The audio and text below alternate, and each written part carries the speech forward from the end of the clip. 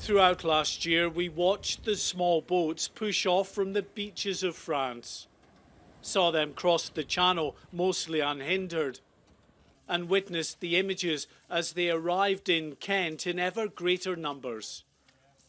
Now, the former Director General of Border Force says it's time to get far tougher.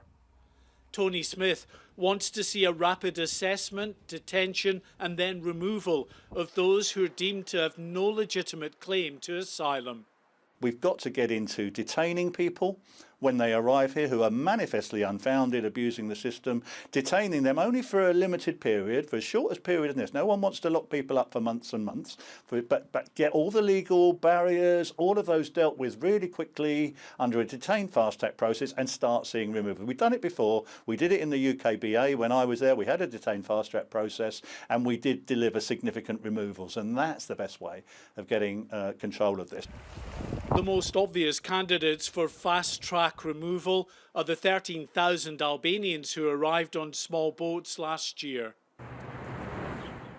The UK government has agreed a new rapid returns policy with the government in Tirana, but so far only a handful of Albanian nationals who arrived across the channel have been sent back. Another key agreement in the government's plans to tackle the small boats crisis is the Rwanda deal. Although the High Court has now ruled the plans to process asylum seekers in that country are lawful, with the possibility of further court appeals, no flights have so far taken off bound for Kigali.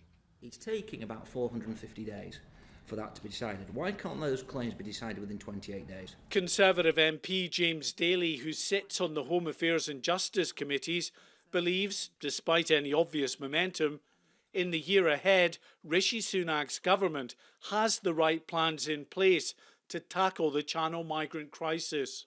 This is the moment where we can do something about it. The question which people will judge us on is, should we have done that 3 years ago?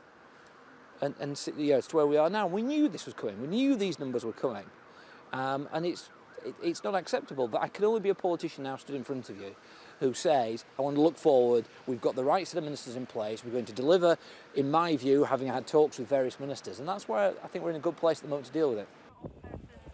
Another one of Rishi Sunak's plans will see the creation of a new Home Office-led unit, bringing together Border Force, the military and the National Crime Agency to focus more effectively on tackling the Channel migrant crisis.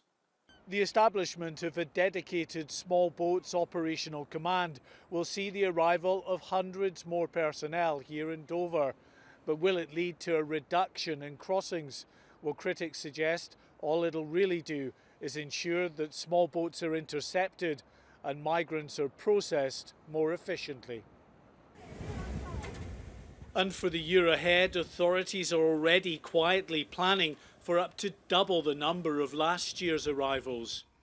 For Rishi Sunak's government, it's never been more important that the various pieces of his plan to tackle this problem come together. A record number of crossings this year would be politically catastrophic. Mark White, GB News on the Kent coast.